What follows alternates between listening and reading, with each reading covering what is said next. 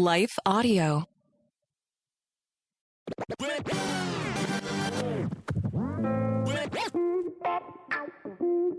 Hey, welcome to God's Love for the Unlovable, the Irrelevant. I'm Dr. Bill Sigurd with Gospel App Ministries. We're in our Advent series, God's Love for the Unlovable.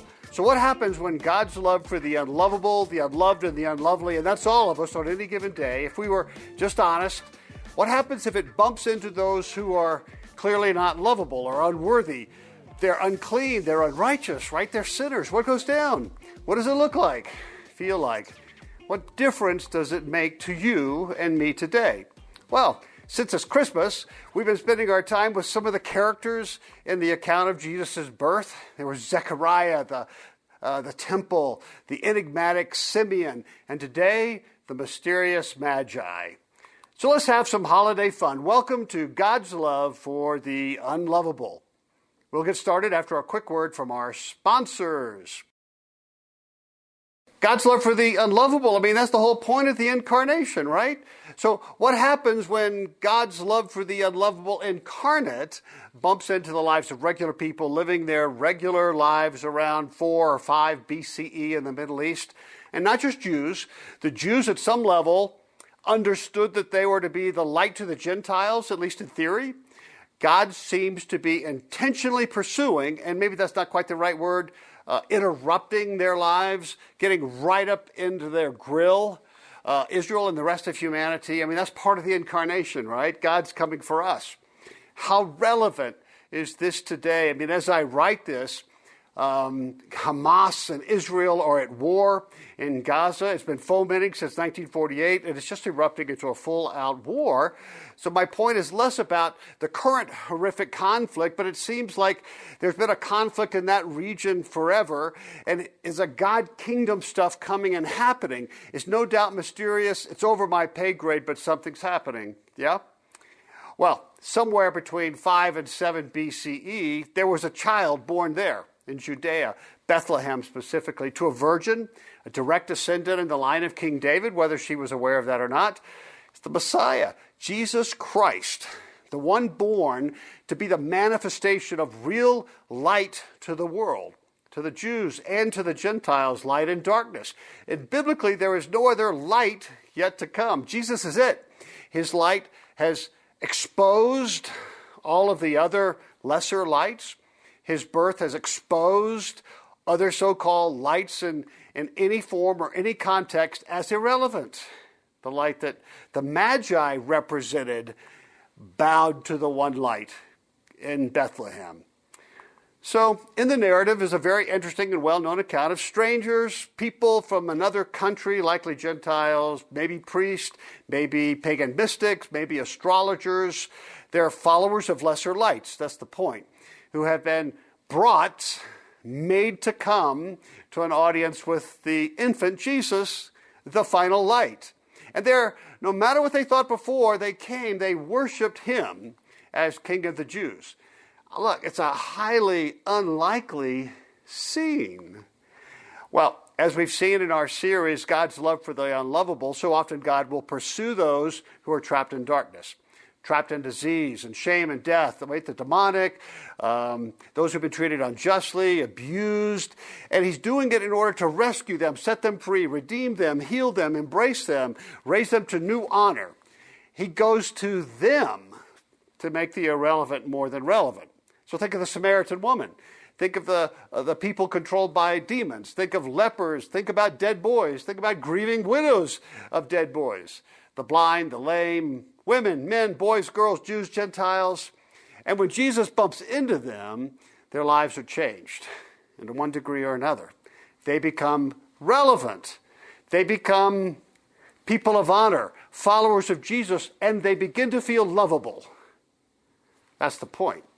So in this story, God brings Magi, whoever they are, into his presence, into his very audience, face to face with God, made flesh, where he can look into their eyes and they can look into his. It would seem that they got it. Whatever they believed before, whatever God or King they served before, they became worshipers of God and his Savior of the world, Jesus. I think, to one degree or another, It was the light that guided them, compelled them to come, and even that light had been supplanted by the light of the world revealed in the infant king. So I'm not suggesting they understood everything, or in modern terminology, they became saved. I like to think so, by the way, but I don't know. But they worship Jesus. That's good enough for me. Well, how do they fit into our theme, our Christian theme, that God's love makes the irrelevant relevant? How does that fit with these magi? Interesting. As they gaze into the infant face of God made flesh, they must have come to see, little or a lot, that they've been on the path of irrelevance to one degree or another. I mean, what else could the scene in context mean? The God or king they served, wherever they came from, is now irrelevant in contrast with this king. And I think they could see that now. You know, what in the world have we been doing? Thinking we're supposed to be wise people. It's all meaningless. We can see that now. You see, I felt the same thing at 21 when I finally looked into the face of Jesus and I felt him looking into my face. I've wasted all of these years chasing darkness. I mean, I didn't call it that then, but I see that now. And I was calling it light.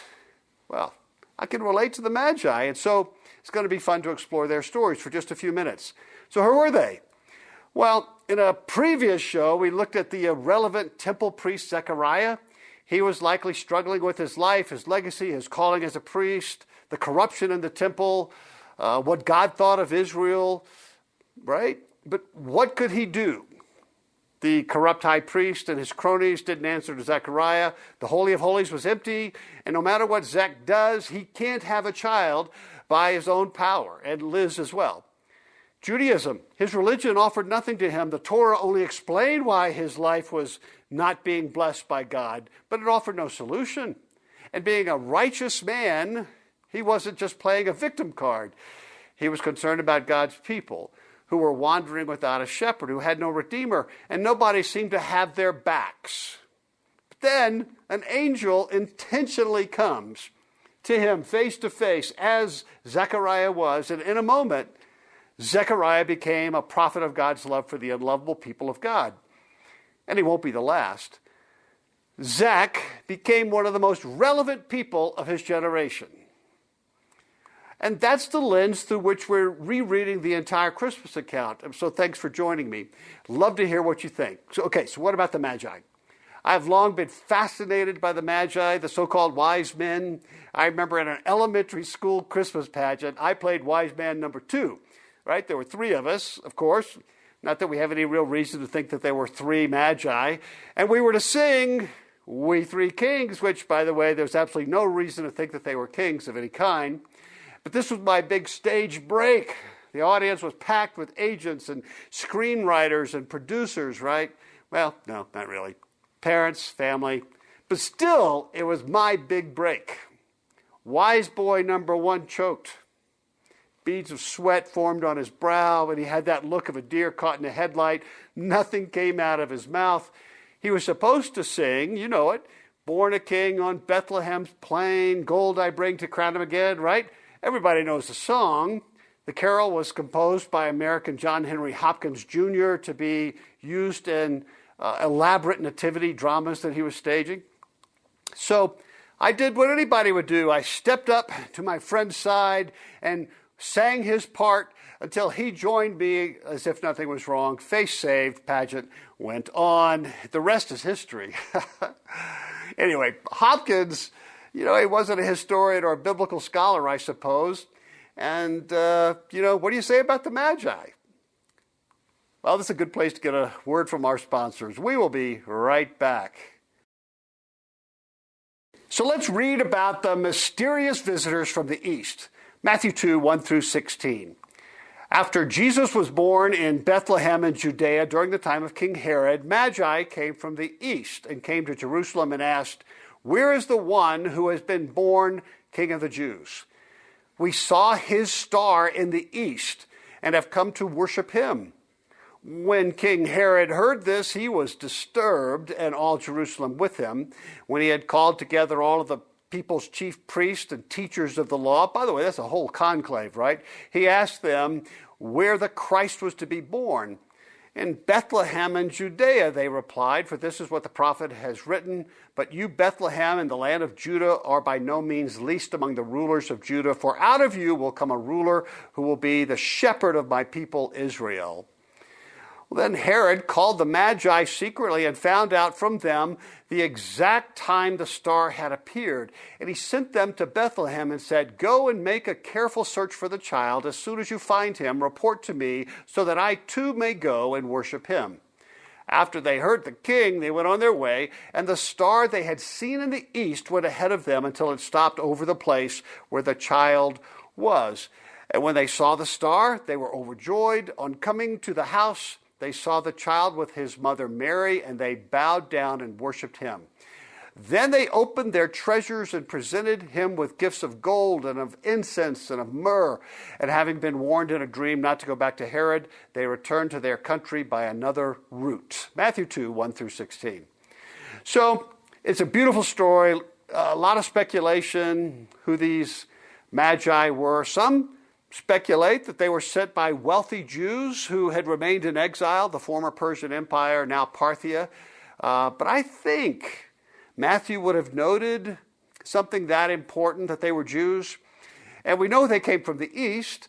So what was to the east during the time frame? Yeah, a shattered, weak Parthian empire. So it could be.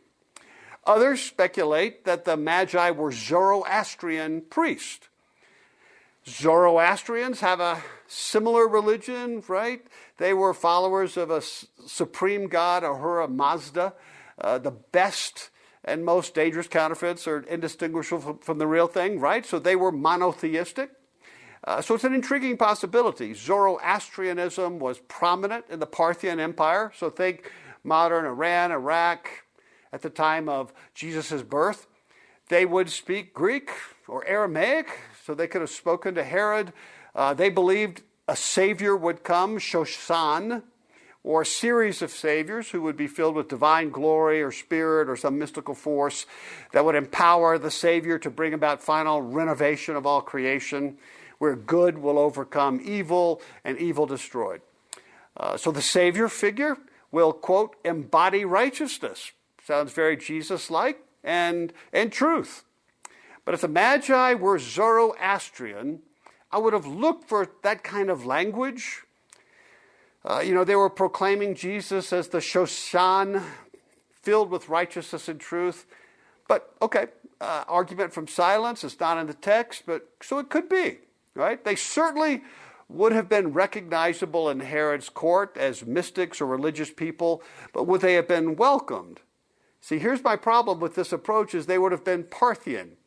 Herod was deathly suspicious of Parthians. He had defeated them 30 years earlier to get the throne, but boy, they had just continued to threaten him and undermine his reign. So by 5 BCE, Herod was sick, he was dying, he was growing more and more violent and paranoid. Look, I don't think there was any way he would have received an official governmental delegation from Parthia. And even less a delegation that was proclaiming another person the king of the Jews, right? That was the official title given to him by Augustus in 37 BCE. I think he would have popped.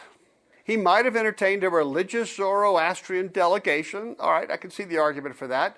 Even though Parthian, it's an interesting possibility. But look, as far as we know, we don't have any other historical account of Zoroastrian priests ordaining kings.